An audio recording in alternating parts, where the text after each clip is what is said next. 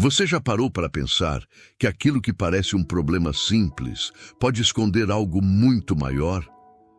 E se um desconforto aparentemente comum se transformasse em um dos casos médicos mais chocantes que você já ouviu? Antes de mergulharmos nessa história, me conte nos comentários qual foi a situação de saúde mais estranha que você já viveu ou presenciou. E aproveita para responder. Você já lidou com piolhos, dermatite ou queda de cabelo? Sua resposta pode aparecer em nossos próximos vídeos. Marina, uma professora dedicada de 38 anos, achava que estava apenas lidando com caspa no couro cabeludo. Um incômodo chato, mas comum. Afinal, quem nunca enfrentou descamações, coceira ou aquela sensação incômoda de pequenos flocos brancos caindo sobre a roupa? Ela tentou shampoos anti-caspa, trocou produtos de higiene, buscou receitas caseiras, mas nada parecia funcionar. Pelo contrário, a situação piorava a cada semana. O que realmente começou a deixá-la desconfiada foi a presença de pequenas sementes brancas presas aos fios. No início, pensou que fossem apenas placas mais resistentes de caspa, mas, em alguns momentos, jurava que elas se moviam. Esse detalhe a deixou inquieta. Será que era apenas impressão ou havia algo vivo ali? Pesquisas rápidas no celular trouxeram uma enxurrada de hipóteses. Piolhos, lêndias, dermatite seborreica, infecção fúngica no couro cabeludo. Os termos Juckende Kopfhaut, coceira no couro cabeludo, Schuppen, caspa e Haarausfall, queda de cabelo, apareciam com frequência nos fóruns alemães. Nos Estados Unidos, buscas como Scalp Infection, Lice Infestation e Dandruff Treatment eram ainda mais comuns. Marina ficou dividida entre a vergonha e a preocupação. Afinal, como professora, estava sempre em contato com crianças, e todos sabem que a sala de aula é um ambiente propício para a propagação de parasitas como piolhos. O incômodo chegou a um ponto em que ela já não conseguia se concentrar em suas aulas. Durante as explicações, precisava coçar discretamente a cabeça, com medo de que os alunos percebessem. À noite, sentia uma espécie de formigamento no couro cabeludo que a impedia de dormir bem. Seu travesseiro, por vezes, amanhecia com resíduos esbranquiçados e a angústia só aumentava. Foi então que Marina decidiu procurar ajuda profissional. E essa decisão mudaria completamente o rumo da sua vida. E até mesmo se tornaria um caso de estudo em uma das maiores universidades de medicina da região. Mas antes de revelar o que os médicos encontraram, fica aqui uma pergunta para você refletir. Se fosse com você, esperaria mais tempo ou iria direto ao médico diante de um sintoma estranho no corpo? Responda nos comentários, porque isso pode ajudar muita gente que passa pelo mesmo dilema. Marina entrou no consultório da dermatologista com aquele misto de alívio e ansiedade. Alívio por finalmente procurar ajuda especializada e ansiedade porque, no fundo, ela temia receber um diagnóstico sério. Ao se sentar diante da médica, contou em detalhes como tudo havia começado com uma simples descamação que, em poucos meses, se transformara em algo estranho e perturbador. A médica a ouviu atentamente, fazendo anotações. Perguntou sobre os shampoos que havia usado, se havia histórico de dermatite seborreica, eczema ou mesmo infecção por fungos no couro cabeludo, causas comuns para esse tipo de sintoma. Enquanto Marina respondia, percebeu que a profissional olhava para seu cabelo com uma atenção incomum. Munida de uma lupa especial, a dermatologista começou a afastar os fios de Marina. O silêncio no consultório só aumentava a tensão. Marina tentava controlar a respiração enquanto sentia o frio do instrumento metálico encostando em sua cabeça. Foi nesse momento que a médica franziu a testa. O que parecia, à primeira vista, caspa resistente, revelou-se algo completamente diferente. Pequenas estruturas ovais, firmemente aderidas ao fio de cabelo, surgiam em grande quantidade. E não apenas isso. Algumas delas apresentavam um leve movimento. Marina, ao notar a reação da médica, não resistiu e perguntou: "Doutora, isso não é caspa, é?" A resposta veio carregada de cuidado, mas não deixou de ser chocante. "Não, Marina. O que você tem aqui são ovos de piolhos, e não piolhos comuns. Precisamos investigar mais a fundo." Esse momento foi um choque. Marina, adulta professora, jamais imaginou que poderia estar enfrentando algo associado, geralmente a crianças em idade escolar. Mas o mais intrigante não era apenas a presença dos parasitas, e sim o tipo deles. Os ovos tinham um formato e tamanho diferentes, mais resistentes do que os conhecidos. A médica pediu exames complementares e fotografou a região para registro. Um detalhe chamou a atenção. As lêndias estavam distribuídas de forma organizada, quase em camadas, como se os parasitas tivessem criado uma colônia estruturada. Isso não era comum nos casos típicos de pediculose. Esse achado gerou ainda mais curiosidade. Termos como ungewöhnliche Läuse, piolhos incomuns, Seltene parasiten, parasitas raros, e infestation scalp começaram a aparecer nas discussões internas da equipe. Nos Estados Unidos, especialistas costumam usar expressões como rare head lice, tropical parasites e unusual scalp condition em casos semelhantes. Enquanto aguardava os resultados, Marina sentiu um misto de vergonha e medo. Será que havia contraído aquilo em sua última viagem ao interior? Ou seria uma nova mutação de parasitas urbanos? A incerteza corroía sua mente. E aqui vai uma pergunta para você que está acompanhando. Você já viajou para algum lugar e voltou com um problema de saúde inesperado? Compartilhe sua experiência nos comentários, porque muitas vezes essas histórias ajudam outras pessoas a ficarem atentas. Na semana seguinte, Marina retornou ao consultório para ouvir os resultados dos exames. O que ela não esperava era encontrar a sala preparada para algo maior. A médica havia convidado residentes de dermatologia e infectologia para acompanhar o caso. Quando Marina entrou, percebeu os olhares atentos dos jovens médicos, alguns curiosos, outros claramente ansiosos. Ela não sabia se sentia orgulho por contribuir com o aprendizado ou vergonha por ter se tornado, de repente, uma espécie de caso de estudo. A médica iniciou a explicação, projetando imagens ampliadas do couro cabeludo de Marina. Foi aí que todos perceberam a gravidade. O que estavam vendo não era uma infestação comum de piolhos. As estruturas que pareciam lêndias tinham características diferentes. Eram maiores, mais espessas e mais resistentes.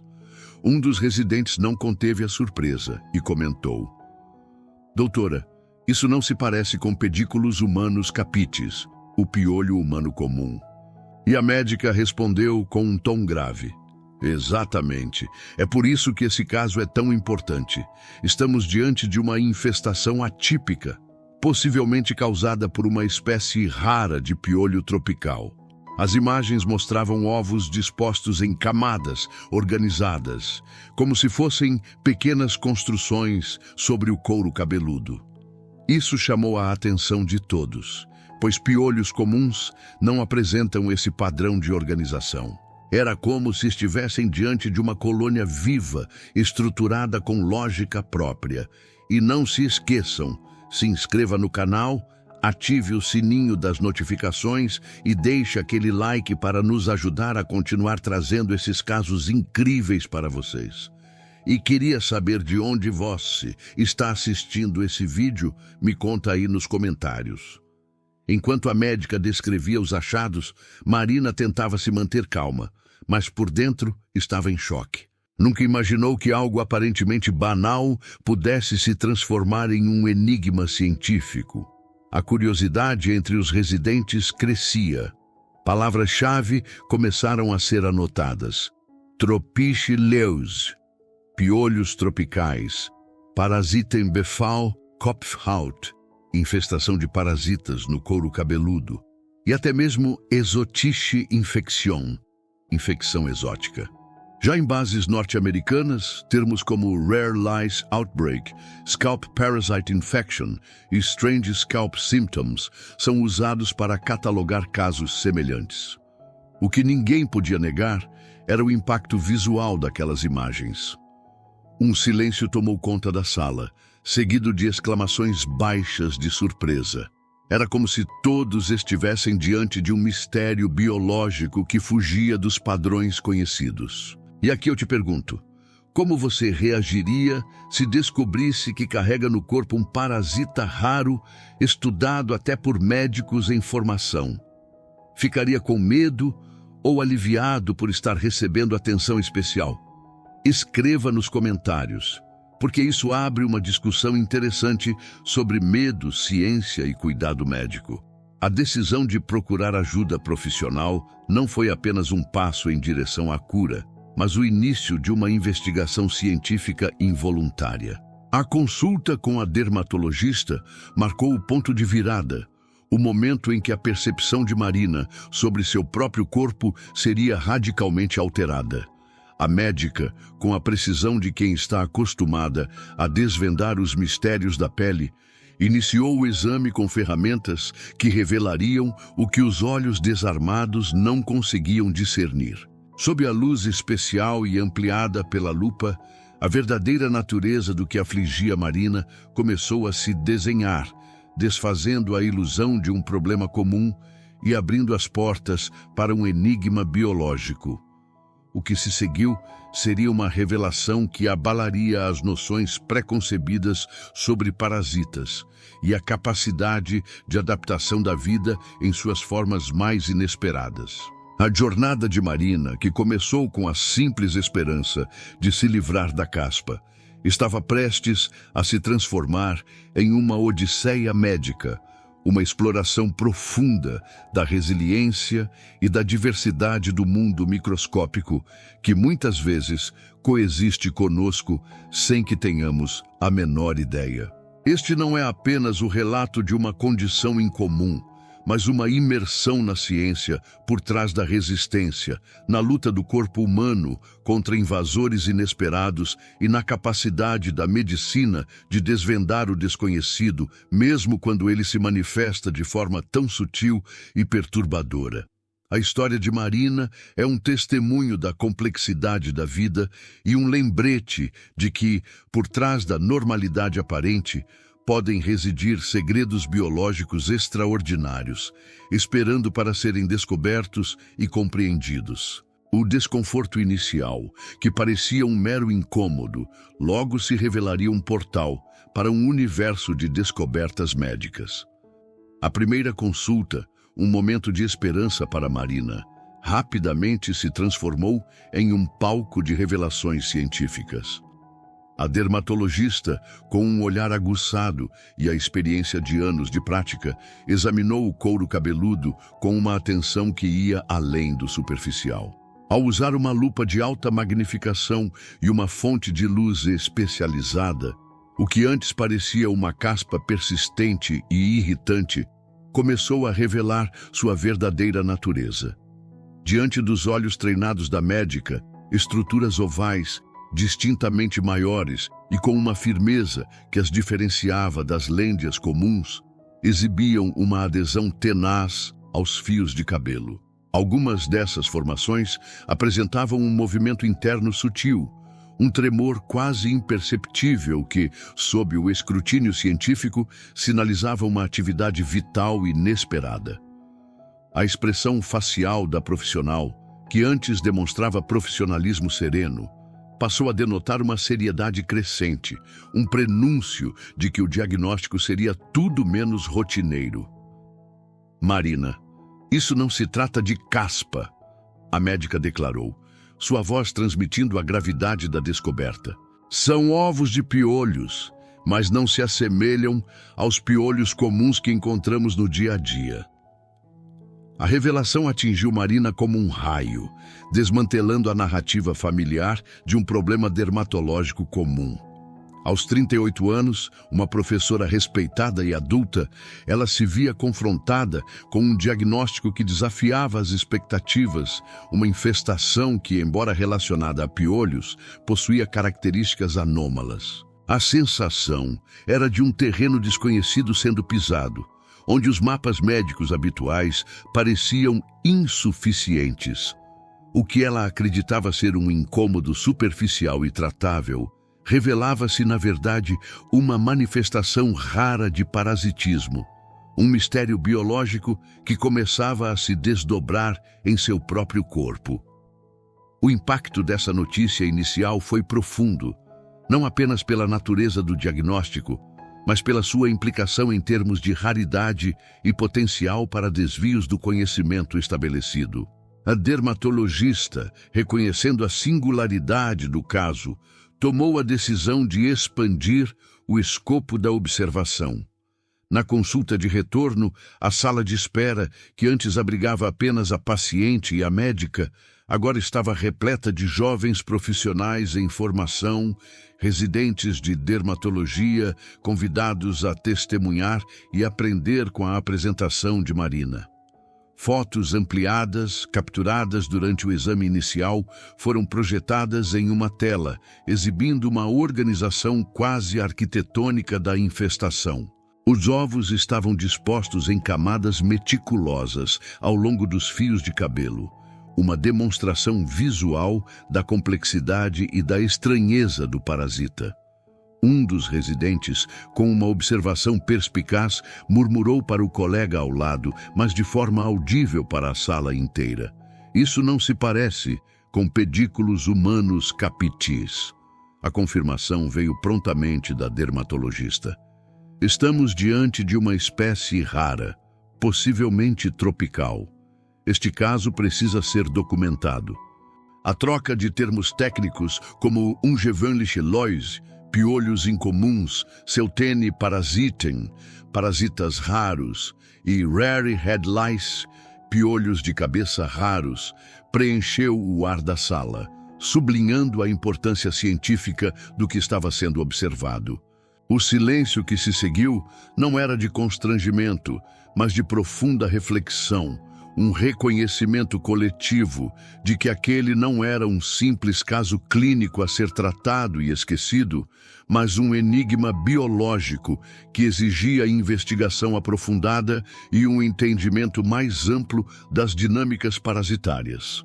A singularidade da infestação de Marina transcendia o mero desconforto pessoal, elevando-se a um campo de estudo para a comunidade médica. A investigação sobre a origem da infecção de Marina mergulhou em um labirinto de possibilidades, cada pista potencialmente ligando o inusitado parasita a um ponto específico em sua recente história de vida. O foco se voltou para os detalhes de sua última viagem ao interior, um período de contato com a natureza e com a dinâmica de comunidades rurais. A médica, com o auxílio de epidemiologistas e entomologistas, iniciou uma série de questionamentos minuciosos. Com quais animais Marina teve contato direto? Houve alguma interação com animais de criação ou selvagens que pudessem ser hospedeiros intermediários ou reservatórios para parasitas atípicos? Quais foram as condições de higiene e saneamento no local visitado? Essa linha de investigação não se limitava a uma simples busca por como a infestação ocorreu, mas sim por onde e por quê. Essa linhagem específica de parasita, até então desconhecida em ambientes urbanos dessa magnitude, conseguiu se estabelecer e prosperar em Marina. Nesse contexto, documentos da Organização Mundial da Saúde, OMS, e artigos científicos especializados em parasitologia tropical ganharam destaque.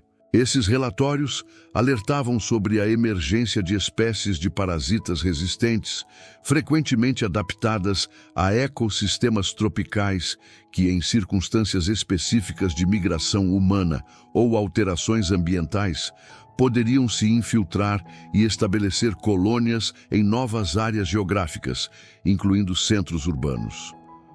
O caso de Marina, com sua apresentação clínica incomum e a aparente resistência a tratamentos convencionais, começou a ser associado a essas advertências globais. Os termos exotique infection, infecção exótica, e parasitaire colonie, colônia parasitária, tornaram-se palavras-chave nos laudos e nas discussões da equipe médica, sinalizando a natureza incomum e a necessidade de uma abordagem de pesquisa que transcendesse as bases de dados locais. A hipótese central, que começou a se formar, era a de que Marina poderia ter sido exposta a uma linhagem de piolhos com uma história evolutiva particular, possivelmente adaptada a hospedeiros animais ou a condições ambientais específicas do interior. A sua viagem teria proporcionado a oportunidade para essa espécie rara, talvez em um estágio de vida ou em uma forma de resistência desconhecida, encontrar um novo nicho ecológico no couro cabeludo humano. Agora, imagine como a sua própria percepção sobre a origem de uma doença mudaria se você descobrisse que um simples passeio em uma área rural, um contato com a natureza que você tanto aprecia, poderia inadvertidamente introduzir um organismo com características tão singulares e desafiadoras em seu próprio sistema.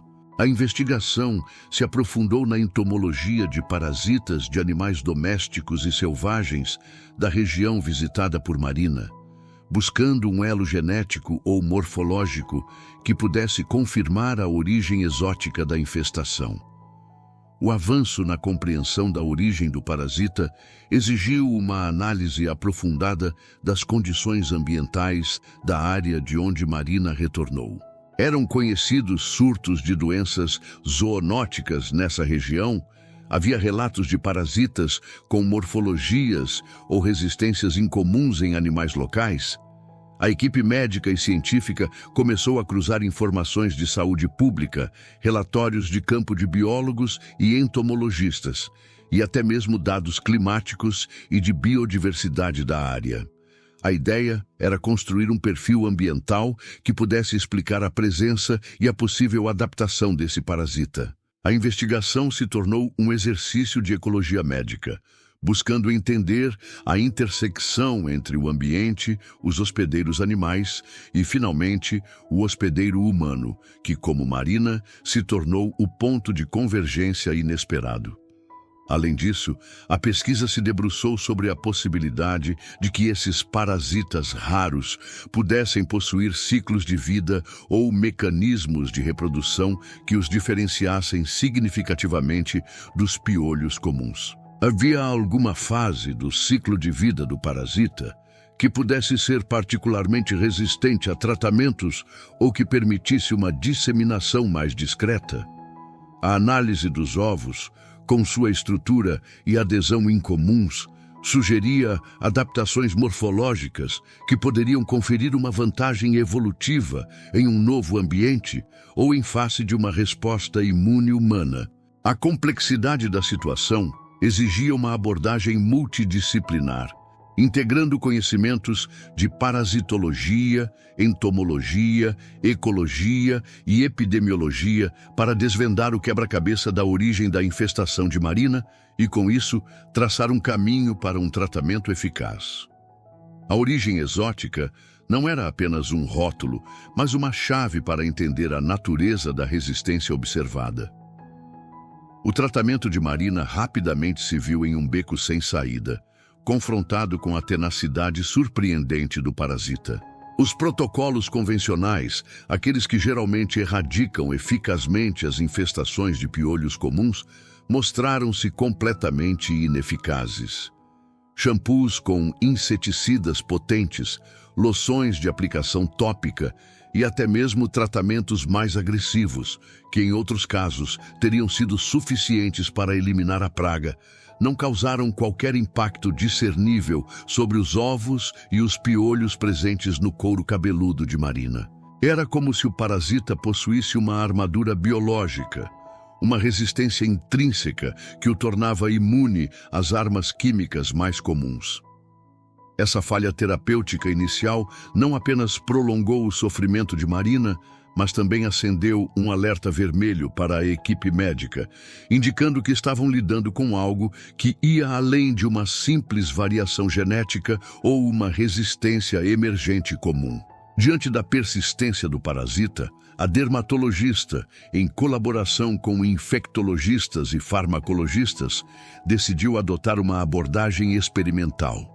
A estratégia consistiu em uma combinação terapêutica audaciosa, associando medicamentos antiparasitários de uso tópico com antibióticos de amplo espectro em doses baixas. A lógica por trás dessa combinação era multifacetada. Esperava-se que os antibióticos pudessem mitigar qualquer risco de infecção secundária, uma complicação comum em casos de inflamação crônica do couro cabeludo, e, secundariamente, talvez interferir em algum processo metabólico do parasita que o tornasse mais vulnerável à ação dos antiparasitários.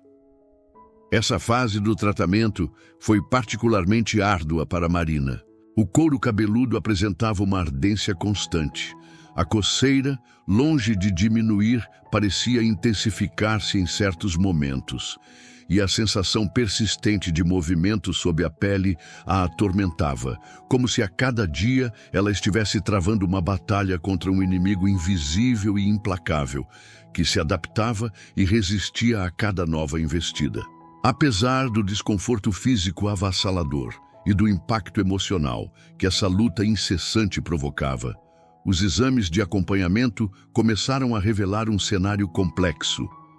Embora houvesse sinais de uma regressão lenta e gradual na carga parasitária, a persistência dos ovos, em número ainda surpreendente, indicava que a erradicação completa estava longe de ser alcançada. Era como observar um exército derrotado em algumas frentes, mas cujas reservas estratégicas permaneciam intactas e prontas para contra-atacar. Essa resiliência inesperada forçou os profissionais a reavaliar suas hipóteses e a mergulhar mais profundamente na literatura científica e nos bancos de dados de resistência parasitária. A resistência observada em Marina não se limitava a uma simples tolerância a inseticidas comuns. As semanas de tratamento intensivo e a falha dos métodos convencionais levaram à constatação de que a espécie em questão não apenas resistia, mas parecia prosperar sob as tentativas de erradicação. Alguns parasitas, que antes apresentavam um tamanho padrão, começaram a demonstrar um desenvolvimento anômalo, crescendo mais do que o esperado, levantando a possibilidade de uma mutação acelerada ou de adaptações genéticas que conferiam uma vantagem evolutiva significativa. Esse fenômeno impeliu a equipe a convocar especialistas em genética e parasitologia molecular. Artigos científicos que discutiam a proliferação de Superlice nos Estados Unidos e relatos de resistente louse, piolhos resistentes, na Alemanha, anteriormente considerados casos isolados de resistência a tratamentos específicos, passaram a ser revisados com um novo olhar, buscando paralelos e possíveis explicações para o que estava acontecendo com Marina. O caso dela, antes visto como uma curiosidade clínica, ganhava contornos de um estudo de campo sobre a evolução da resistência parasitária em tempo real, com implicações que poderiam se estender para além da dermatologia, impactando a saúde pública em um nível mais amplo.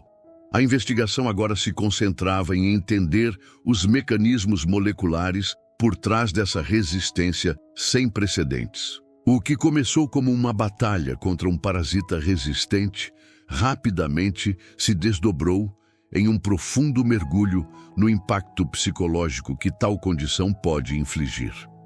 Marina, antes uma figura ativa e socialmente integrada, viu seu mundo encolher drasticamente. O isolamento social tornou-se uma consequência direta do medo, um receio constante de que o parasita, por mais raro que fosse, pudesse de alguma forma ser transmitido a outras pessoas. O simples ato de estar em público, de interagir com alunos, colegas ou amigos, tornou-se uma fonte de ansiedade paralisante. A vergonha, alimentada por preconceitos sociais arraigados sobre piolhos e higiene, pesava sobre ela, mesmo diante da raridade e da origem exótica de sua infestação. A percepção de ser um caso, um objeto de estudo médico, adicionava uma camada de vulnerabilidade à sua já fragilizada autoestima. À noite, no silêncio do seu quarto, longe dos olhares curiosos e das avaliações clínicas, Marina encontrava um refúgio em seu diário. Ali, ela desabafava suas angústias mais profundas, registrando as sensações físicas que a assombravam, especialmente o medo de adormecer e sentir aqueles organismos se movendo em seu couro cabeludo. Era um ciclo vicioso de desconforto físico e terror psicológico, onde a mente amplificava as sensações e os medos. A sensação de invasão, de ter seu próprio corpo violado por um organismo tão pequeno e persistente, gerava um sentimento de impotência que a consumia. A narrativa em seu diário revelava não apenas a luta contra o parasita, mas também a batalha interna contra a ansiedade, a depressão e a perda de controle sobre sua própria vida. A experiência de ser submetida a exames frequentes, a ter seu couro cabeludo fotografado e analisado por múltiplos profissionais, embora necessária para o avanço científico, adicionava um fardo psicológico adicional. Sentia-se exposta, vulnerável, como se sua intimidade estivesse sendo escrutinada sem o seu pleno consentimento, apesar de sua colaboração ativa. Essa sensação de objetificação médica, a transformação de uma pessoa em um caso de estudo, pode ser devastadora, especialmente quando a condição em si já é estigmatizante. Era uma dualidade dolorosa, o reconhecimento da importância de seu sacrifício para a ciência, contrastando com o peso emocional de ser o centro das atenções de uma maneira tão invasiva. No entanto, em meio a essa tempestade emocional e física, uma nova consciência começou a germinar em Marina. A profunda compreensão do seu papel no avanço da medicina, a percepção de que seu sofrimento poderia ser o catalisador para o desenvolvimento de novos tratamentos, para a elucidação de mecanismos de resistência parasitária e para a proteção de outras pessoas no futuro, começou a moldar sua perspectiva. Esse senso de propósito, embora nascido da adversidade, oferecia um vislumbre de esperança e resiliência. Ela começou a ver sua condição não apenas como uma maldição, mas como uma oportunidade única de contribuir para o conhecimento científico, uma jornada que, apesar de dolorosa, possuía um significado maior. Essa reinterpretação do seu papel, de vítima passiva a participante ativa na busca por conhecimento, foi um passo crucial em sua recuperação, tanto física quanto psicológica. Agora, considere como essa experiência de isolamento e o estigma associado a condições de saúde pode afetar a forma como as pessoas buscam ajuda e se relacionam com a comunidade médica. A história de Marina ilumina a importância de abordagens empáticas e de um suporte psicológico robusto no tratamento de condições médicas complexas e socialmente estigmatizadas. Após meses de tratamento intensivo, um vislumbre de esperança começou a despontar no horizonte de Marina. As colônias de parasitas, antes densas e desafiadoras, começaram a rarefazer, um indicativo claro de que a batalha, embora árdua, estava finalmente chegando a um ponto de virada. Os exames periódicos, que antes revelavam a persistência alarmante dos ovos e a atividade contínua dos parasitas, agora mostravam uma regressão significativa. Essa diminuição na carga parasitária não era apenas um alívio físico, mas um bálsamo para a sua saúde mental, permitindo que ela começasse a respirar mais livremente, a vislumbrar um futuro onde o desconforto constante daria lugar à normalidade. A jornada, marcada por momentos de desespero e resiliência, estava culminando em uma vitória, ainda que conquistada a duras penas. O caso de Marina, com sua singularidade e a complexidade de sua apresentação, não permaneceu confinado aos corredores da clínica. A sua história clínica, cuidadosamente documentada e anonimizada, foi apresentada em congressos médicos de prestígio, servindo como um estudo de caso exemplar em parasitologia tropical aplicada a ambientes urbanos. A documentação detalhada dos sintomas, a resistência incomum aos tratamentos padrão, a investigação etiológica e o protocolo experimental adotado, tudo isso contribuiu para um corpo de conhecimento valioso. Para além do impacto na comunidade médica, a sua experiência pessoal, a sua perseverança e a sua colaboração com a equipe de saúde tornaram-se um testemunho da importância da pesquisa clínica e da necessidade contínua de explorar novas fronteiras no combate a patógenos resistentes. Marina, ao emergir dessa provação, carregava consigo não apenas a cura, mas uma transformação profunda em sua percepção sobre a saúde e o corpo humano. A experiência a tornou mais atenta aos sinais sutis que seu corpo emitia, mais consciente da fragilidade e, ao mesmo tempo, da incrível capacidade de adaptação e recuperação do organismo. A medicina preventiva, antes um conceito abstrato, tornou-se uma prática pessoal, um compromisso com o autocuidado e a vigilância. Esta jornada, por sua vez, levanta uma reflexão universal. Quantas vezes, em nossa vida cotidiana, ignoramos ou minimizamos desconfortos que, em sua aparente insignificância, podem estar mascarando questões de saúde muito mais profundas e complexas? A tendência humana de desvalorizar sintomas que não parecem imediatamente alarmantes é um obstáculo significativo na detecção precoce e no tratamento eficaz de uma variedade de condições. A história de Marina serve como um poderoso lembrete de que a atenção aos detalhes, a busca por respostas quando algo parece fora do comum e a confiança em profissionais de saúde qualificados são passos cruciais para desvendar e superar desafios médicos inesperados. É um convite para uma escuta mais atenta ao próprio corpo e para a valorização da investigação médica, mesmo quando os indícios iniciais sugerem um caminho simples. A persistência da infestação em Marina, mesmo após meses de tratamento intensivo, não se limitou a uma mera resistência a compostos químicos. A análise microscópica detalhada dos parasitas revelou adaptações morfológicas surpreendentes, indicativas de uma evolução acelerada em resposta às pressões ambientais e terapêuticas. As cutículas externas dos parasitas apresentavam uma densidade e composição alteradas, tornando-as menos permeáveis aos inseticidas. Além disso, observou-se uma notável capacidade de excreção metabólica, permitindo que os parasitas neutralizassem ou expelissem rapidamente as substâncias tóxicas introduzidas.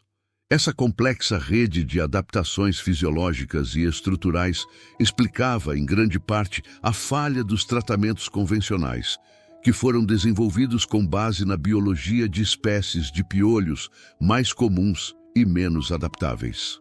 Ademais, a investigação genômica preliminar, embora em estágio inicial, começou a desvendar mutações específicas nos genes responsáveis pela resistência a inseticidas organofosforados e piretroides, compostos frequentemente encontrados em produtos antiparasitários. Essas mutações, raras em populações de piolhos urbanos, sugeriam uma linhagem com um histórico evolutivo distinto, possivelmente moldada por exposições anteriores a toxinas ambientais ou a ciclos de seleção natural mais rigorosos em seu ambiente de origem.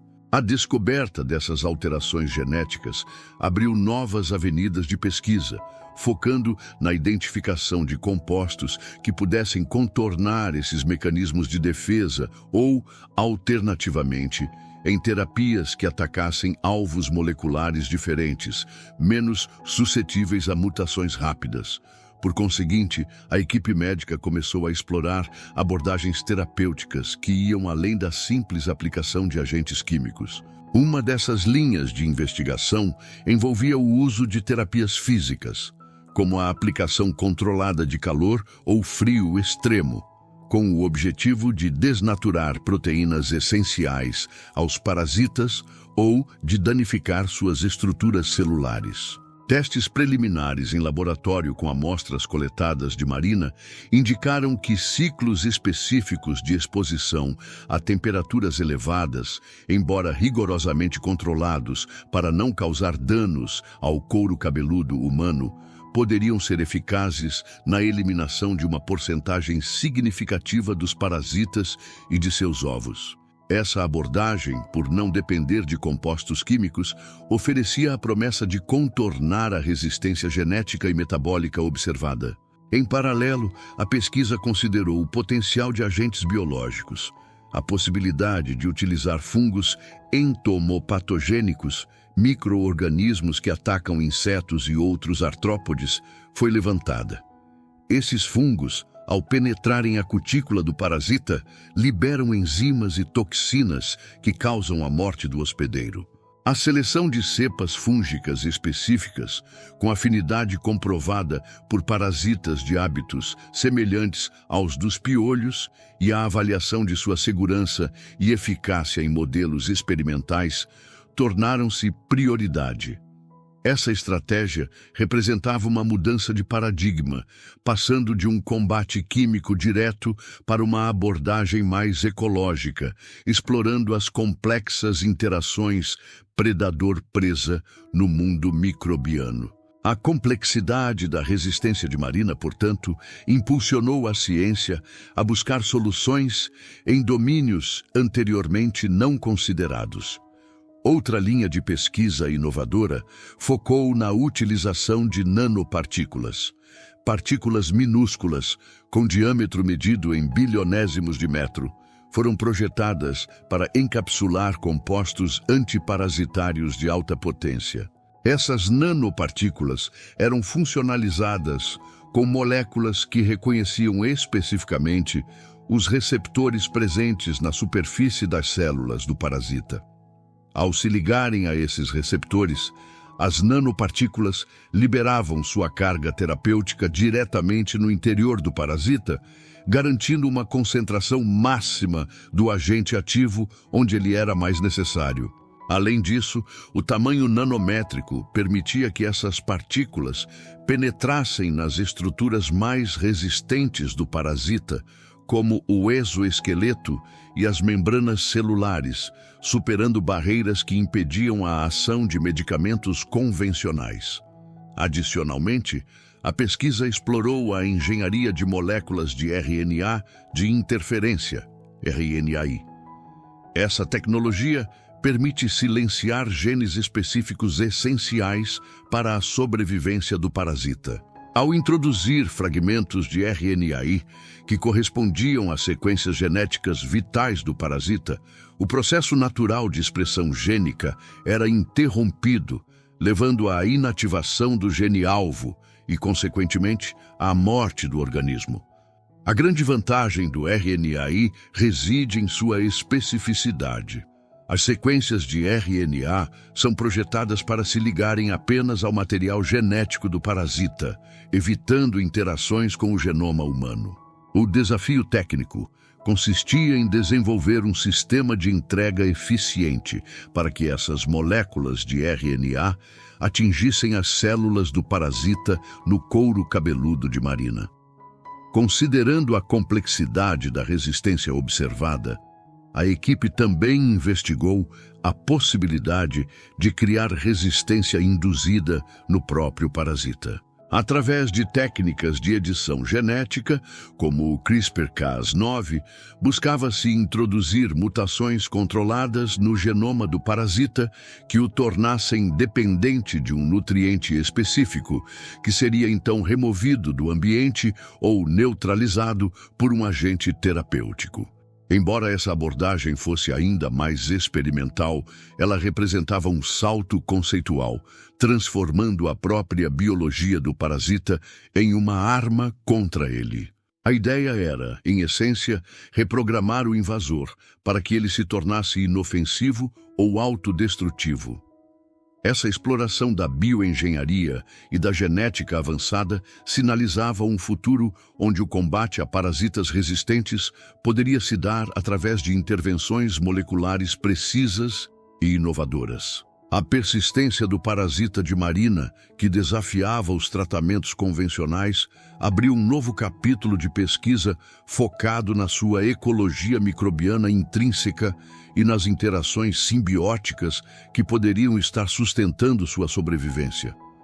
Descobriu-se que o couro cabeludo, longe de ser um ambiente estéril, abriga uma complexa comunidade de bactérias e fungos, e que o parasita, em sua adaptação a este novo nicho, poderia estar se beneficiando de certas associações. Uma linha de investigação particularmente intrigante revelou a presença de uma cepa específica de fungo, até então desconhecida, em associação com ectoparasitas humanos, que parecia prosperar na queratina desprendida do couro cabeludo de Marina. A hipótese principal era que esse fungo, em troca de um substrato nutritivo, poderia estar produzindo metabólitos secundários que inadvertidamente fortaleciam a cutícula do parasita ou até mesmo neutralizavam componentes do sistema imunológico de Marina. Para testar essa teoria, foram realizados cultivos do parasita em laboratório, em meios que simulavam as condições do couro cabeludo, com e sem a presença desse fungo associado. Os resultados foram reveladores. Os parasitas cultivados na presença do fungo exibiam uma taxa de sobrevivência significativamente maior e uma resistência a agentes antimicrobianos mais elevada em comparação com os grupos controle. Essa descoberta sugeria que o fungo agia como um coprotetor, um aliado inesperado na luta do parasita pela sobrevivência. Agora, considere como essa dinâmica se aplicaria em um cenário mais amplo. Imagine que o seu próprio corpo, sem que você perceba, está abrigando um ecossistema complexo, onde um organismo pode estar sendo fortalecido por um parceiro microbiano. Essa interação entre o parasita e o fungo abriu a possibilidade de desenvolver terapias que visavam perturbar essa simbiose, talvez introduzindo um agente que inibisse seletivamente o crescimento do fungo, ou que neutralizasse os metabólitos protetores que ele produzia. Adicionalmente, a análise da microbiota do couro cabeludo de Marina revelou um desequilíbrio notável nas populações bacterianas comensais. Enquanto certas espécies benéficas pareciam estar em menor número, outras, potencialmente patogênicas ou que competiam por nutrientes, apresentavam uma proliferação anômala. Essa disbiose poderia estar criando um ambiente mais favorável para o parasita, seja pela redução da competição por recursos ou pela supressão da resposta imune local. A descoberta de que o desequilíbrio na comunidade microbiana poderia estar indiretamente beneficiando o parasita levou à exploração de abordagens terapêuticas baseadas na restauração da homeostase microbiana. A administração de probióticos específicos, formulados para repovoar o couro cabeludo com bactérias benéficas, tornou-se uma estratégia em consideração. O objetivo seria reequilibrar a microbiota, fortalecendo as defesas naturais do couro cabeludo e tornando o ambiente menos hospitaleiro para o parasita e seu aliado fúngico. Essa abordagem, que se alinhava com os avanços recentes na medicina do microbioma, representava uma mudança de paradigma, focando não apenas no combate direto ao parasita, mas na otimização do ecossistema onde ele residia. A complexidade dessa interação ecossistêmica sublinhava a necessidade de uma visão mais integrada da saúde, considerando todas as formas de vida que coexistem em e sobre o corpo humano. A investigação sobre as defesas naturais do corpo humano, especificamente a resposta imune de Marina frente a um invasor tão peculiar, revelou uma camada adicional de complexidade biológica.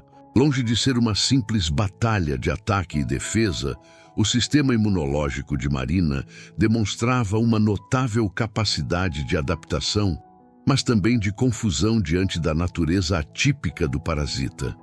Os exames de sangue e biópsias de pele do couro cabeludo indicavam uma ativação desregulada de certas citocinas inflamatórias, moléculas sinalizadoras que, em vez de orquestrarem uma erradicação eficaz, pareciam criar um ambiente de inflamação crônica e ineficaz.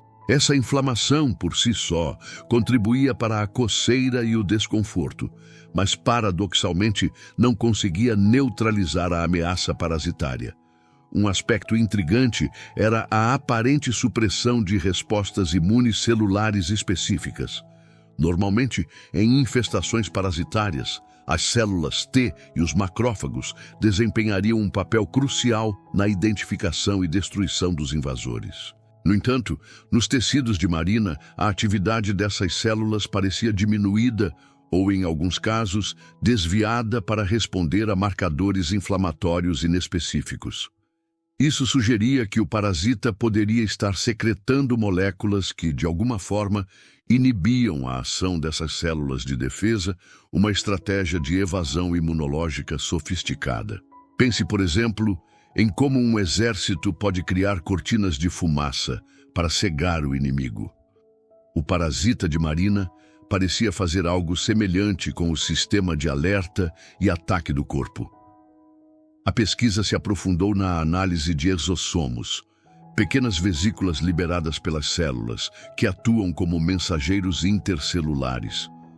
Descobriu-se que tanto as células de Marina quanto o próprio parasita estavam liberando exossomos contendo uma variedade de microRNAs. A hipótese levantada era que esses exossomos funcionavam como um complexo sistema de comunicação, onde o parasita poderia estar enviando sinais para modular a resposta imune do hospedeiro, influenciando a expressão gênica das células de defesa e promovendo um ambiente mais tolerante à sua presença.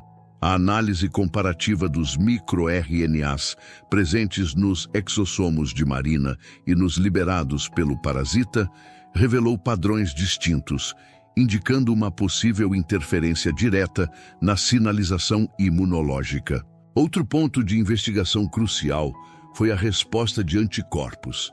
Embora Marina apresentasse níveis elevados de certos anticorpos, sua eficácia na neutralização do parasita era limitada.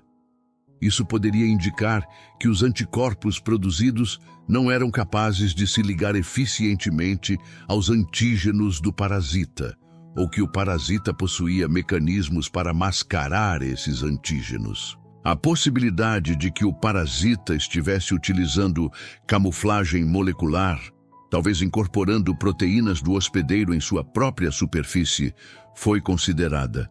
Tal estratégia de mimetismo molecular é conhecida por confundir o sistema imunológico, fazendo com que os anticorpos o reconheçam como próprio, evitando assim um ataque.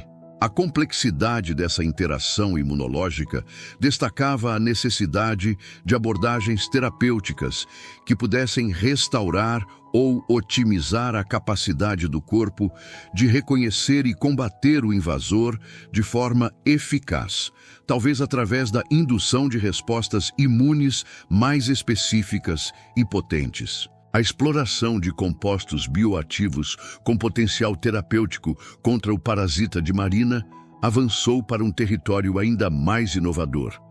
A análise de extratos de plantas com reconhecidas propriedades antimicrobianas e antiparasitárias, oriundas de biomas distintos, pesquisadores dedicaram-se a investigar o potencial de espécies botânicas pouco exploradas, cujos usos tradicionais em comunidades indígenas e locais sugeriam uma eficácia notável contra uma gama de patógenos.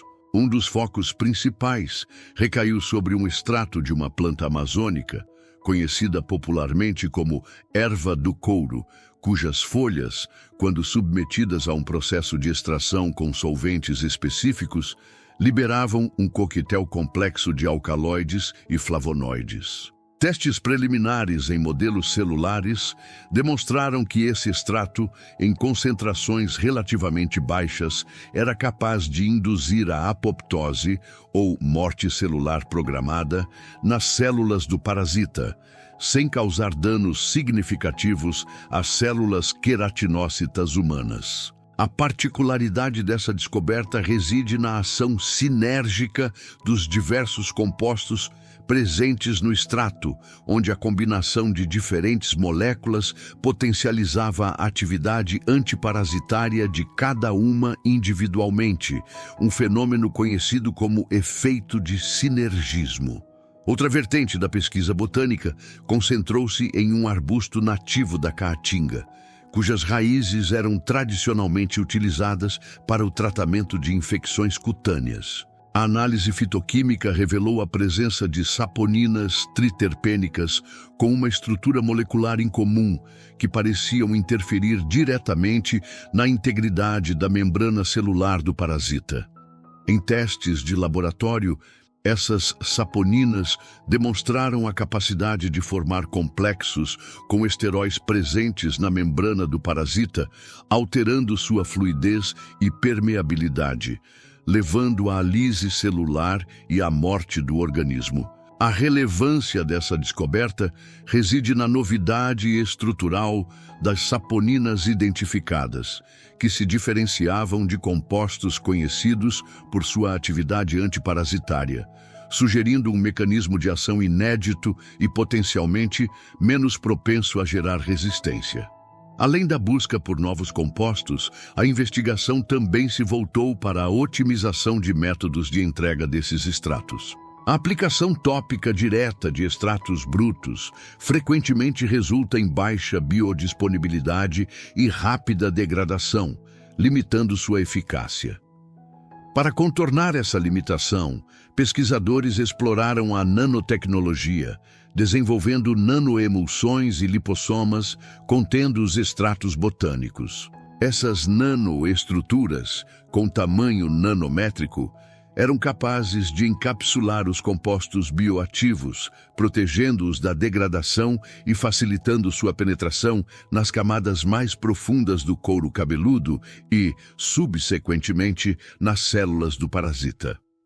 A capacidade de direcionar a liberação dos ativos no local de ação aumentava exponencialmente a potência terapêutica, reduzindo a necessidade de altas concentrações e, consequentemente, minimizando potenciais efeitos colaterais. Por outro lado, a análise bioinformática de genomas de parasitas de diversas origens geográficas permitiu a identificação de alvos moleculares conservados, ou seja, proteínas e enzimas que desempenham funções essenciais para a sobrevivência do parasita e que são altamente similares em diferentes linhagens. A descoberta desses alvos conservados abriu a possibilidade de desenvolver fármacos que atuassem de forma ampla contra uma variedade de espécies de parasitas, incluindo a linhagem rara que infectava a marina. A estratégia consistia em projetar moléculas que se ligassem especificamente a esses alvos conservados, inibindo sua função e levando à morte do parasita, independentemente de suas adaptações específicas. Essa abordagem, que combinava a biologia molecular com o design de fármacos, representava um avanço significativo na busca por terapias antiparasitárias de amplo espectro e com menor probabilidade de induzir resistência. A exploração desses recursos botânicos e tecnológicos, portanto, abria um leque de novas possibilidades terapêuticas. A investigação sobre as intrincadas vias de comunicação celular, particularmente no contexto da interação entre o parasita e o sistema imunológico de Marina, levou os cientistas a desvendar um mecanismo de evasão ainda mais sofisticado: a manipulação direta da maquinaria de sinalização intracelular do hospedeiro. Descobriu-se que o parasita era capaz de secretar pequenas moléculas proteicas que mimetizavam componentes da matriz extracelular humana, confundindo os receptores de integridade celular nas células de defesa de Marina. Ao se ligarem a esses receptores, as moléculas parasitárias ativavam vias de sinalização secundárias que, em vez de desencadear uma resposta inflamatória ou fagocítica, promoviam um estado de quiescência celular. Essencialmente, o parasita enganava as células imunes, fazendo-as acreditar que estavam em um estado de reparo tecidual normal e não sob ataque. Essa desativação seletiva de respostas de defesa específicas era um feito de engenharia biológica impressionante, permitindo que o parasita prosperasse em um ambiente que, de outra forma, seria hostil. Ademais, a análise do transcriptoma, o conjunto completo de moléculas de RNA mensageiro em uma célula, tanto do parasita quanto das células do couro cabeludo de Marina, revelou uma troca de informações notavelmente complexa. O parasita parecia ser capaz de modular a expressão gênica das células epidérmicas de Marina, induzindo-as a produzir certas proteínas que, por sua vez, serviam como escudo protetor para o parasita ou como substrato nutritivo. Mais surpreendente ainda, observou-se que o parasita podia influenciar a produção de microRNAs pelas células do hospedeiro, criando um ciclo de feedback onde as próprias células de Marina eram levadas a produzir moléculas que suprimiam a produção de citocinas pró-inflamatórias. Essa capacidade de reprogramar a expressão gênica do hospedeiro em benefício próprio demonstrava um nível de controle parasitário raramente documentado, transformando as células de Marina em verdadeiras fábricas de defesa para o invasor. A pesquisa também se aprofundou na dinâmica de adesão do parasita ao fio de cabelo. Em vez de uma simples fixação mecânica, descobriu-se que o parasita secretava uma matriz adesiva complexa, composta por glicoproteínas e polissacarídeos, com propriedades bioadesivas notáveis. Essa matriz não apenas garantia uma fixação extremamente forte, resistindo a lavagens e atritos, mas também funcionava como um reservatório de sinais bioquímicos. Dentro dessa matriz, o parasita liberava gradualmente peptídeos que interagiam com os queratinócitos do couro cabeludo, induzindo a produção de fatores de crescimento que, paradoxalmente, fortaleciam a estrutura do fio de cabelo e criavam um microambiente ainda mais propício para a sobrevivência do parasita. Essa estratégia dupla, adesão robusta e manipulação do microambiente, tornava a remoção mecânica ou química do parasita uma tarefa hercúlea. Em contrapartida, a análise da estrutura ultraestrutural do parasita revelou a presença de organelas intracelulares com funções até então desconhecidas. Uma dessas organelas, apelidada de cripta de resistência, parecia ser responsável pelo armazenamento e liberação controlada de enzimas capazes de degradar componentes do sistema imunológico do hospedeiro. Quando as células de defesa se aproximavam, essas enzimas eram liberadas, criando uma zona de invisibilidade bioquímica ao redor do parasita. Essa capacidade de gerar um campo de proteção localizado era um fator-chave para sua sobrevivência em um ambiente repleto de mecanismos de defesa. A complexidade desses mecanismos de evasão, agindo em múltiplos níveis, molecular, celular e bioquímico, ressaltava a necessidade de abordagens terapêuticas multifacetadas para combater eficazmente essa espécie de parasita.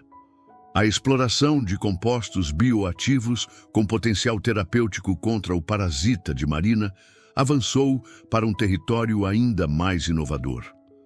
A análise de extratos de plantas com reconhecidas propriedades antimicrobianas e antiparasitárias, oriundas de biomas distintos. Pesquisadores dedicaram-se a investigar o potencial de espécies botânicas pouco exploradas, cujos usos tradicionais em comunidades indígenas e locais sugeriam uma eficácia notável contra uma gama de patógenos.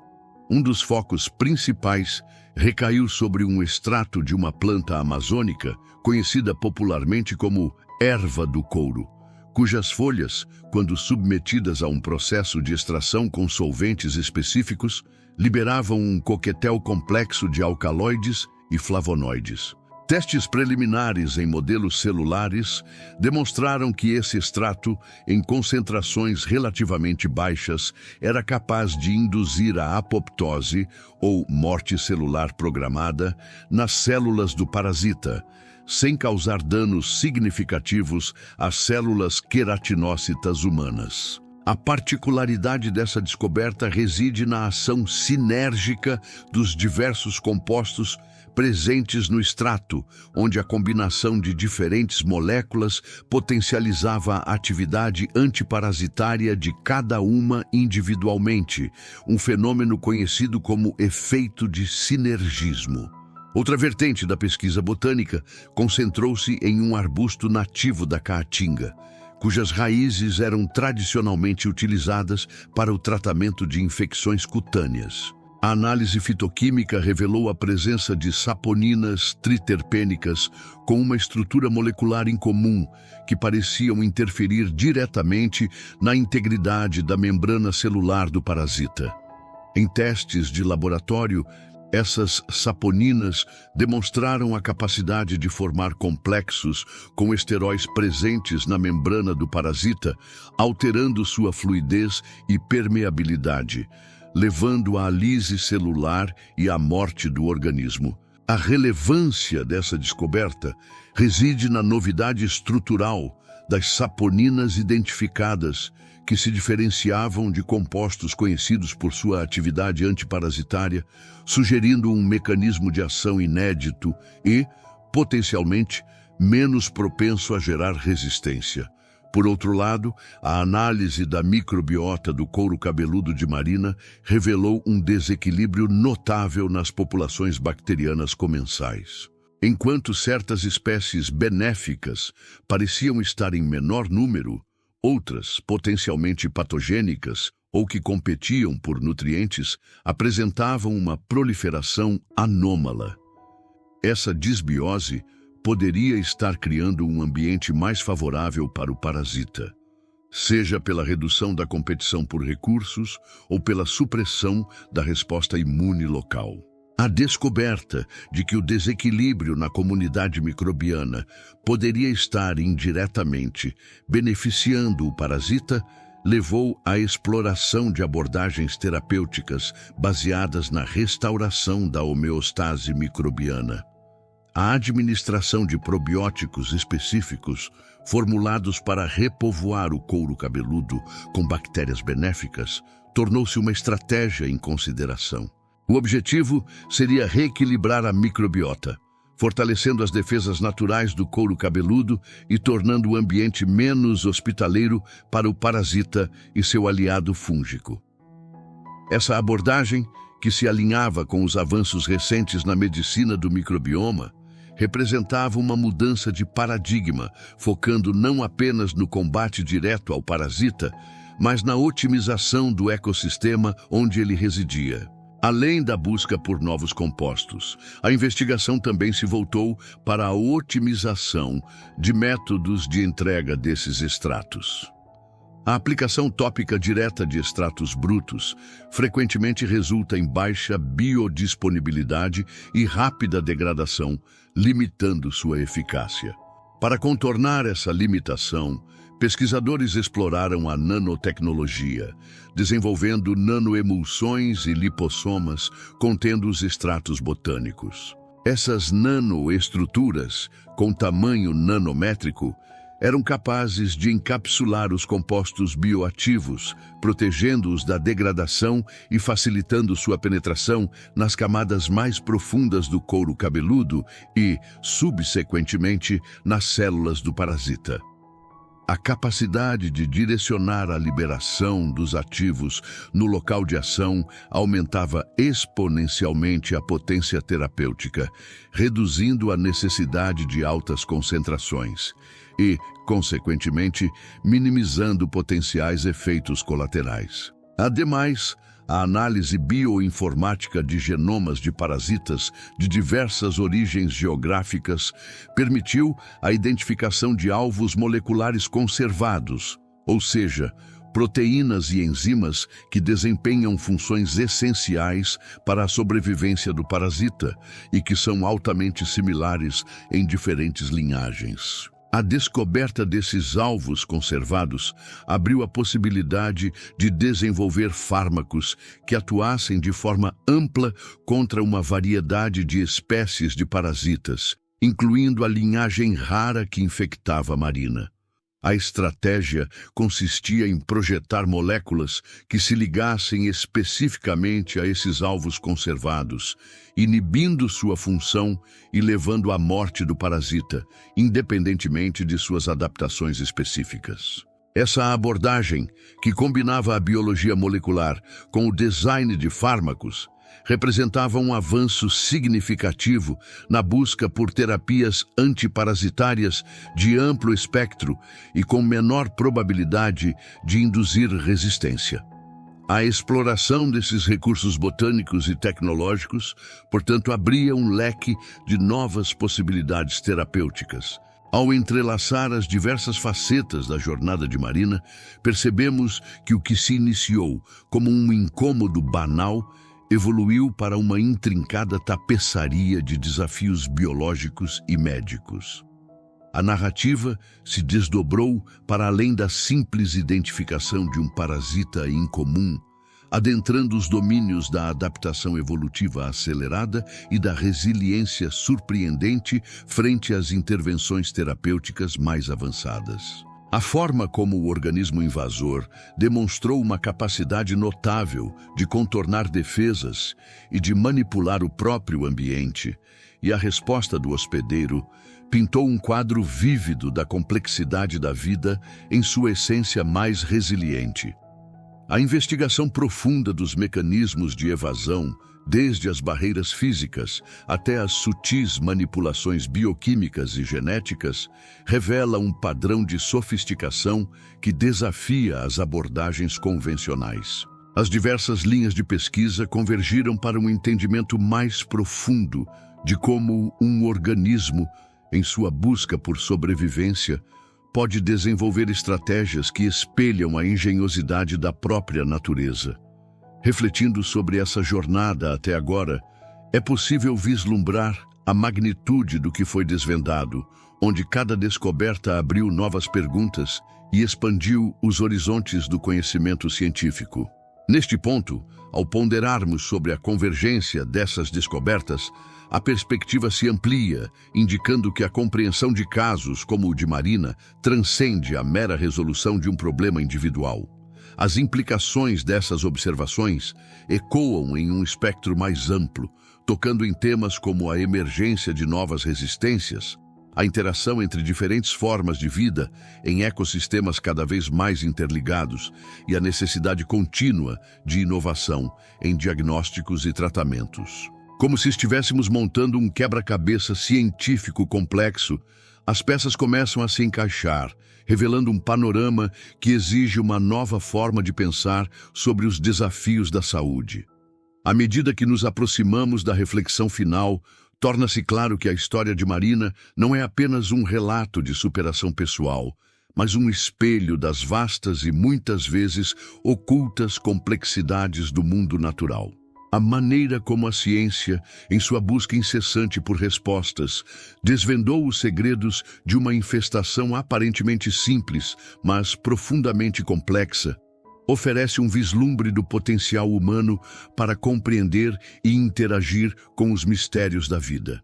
O caminho à frente, iluminado por essas percepções, aponta para um futuro onde a colaboração interdisciplinar e a exploração de novas fronteiras serão essenciais. As sementes de conhecimento plantadas nesta jornada prometem florescer em novas compreensões e abordagens. A jornada de Marina, iniciada com a sutileza de uma descamação e uma coceira persistente, desdobrou-se em um épico de resiliência biológica e descoberta científica. O que parecia ser um mero inconveniente dermatológico revelou-se uma complexa intrincada de adaptação parasitária, desafiando as fronteiras do conhecimento estabelecido e forçando a comunidade médica a reavaliar suas abordagens. A história transcende o relato de uma paciente para se tornar um estudo profundo sobre a capacidade da vida de se metamorfosear e prosperar sob as mais diversas pressões. Um testemunho silencioso da incessante batalha evolutiva que ocorre em escalas invisíveis ao olho nu. A persistência do parasita, sua resistência a tratamentos convencionais, e a sofisticação de seus mecanismos de evasão imune e manipulação celular pintam um quadro da complexidade que espreita sob a superfície da normalidade. A ciência, ao desvendar cada camada desse mistério, não apenas buscou uma cura para Marina, mas também desvendou princípios fundamentais sobre a interação entre espécies, a evolução da resistência e o potencial inexplorado da bioengenharia e da etnobotânica. Cada nova descoberta, cada linha de pesquisa aprofundada serviu para sublinhar a vastidão do que ainda desconhecemos sobre o mundo natural e a engenhosidade com que a vida se perpetua. O caso de Marina, portanto, não é um ponto final, mas um portal para uma compreensão mais profunda e um convite à ação. A sua experiência pessoal, marcada pela perseverança e pela colaboração com a ciência, ressalta a importância da vigilância atenta aos sinais do próprio corpo e da busca incessante por conhecimento. A verdadeira prática, a lição que ecoa para além das paredes do laboratório e da clínica, começa agora, na forma como assimilamos essa narrativa e a traduzimos em uma consciência ampliada sobre a saúde e a vida. A delicadeza com que a natureza opera, a resiliência com que a vida se manifesta em suas formas mais inesperadas, nos chama a uma postura de humildade e respeito diante da complexidade biológica. A capacidade de adaptação que o parasita demonstrou e a capacidade de aprendizado e inovação que a ciência exibiu oferecem um modelo para como podemos enfrentar os desafios que se apresentam, sejam eles médicos, ambientais ou sociais. O eco dessa história nos lembra que em cada desconforto, em cada mistério biológico, reside uma oportunidade de aprendizado e de avanço. Uma chance de desvendar os segredos que moldam o nosso mundo e o nosso próprio ser.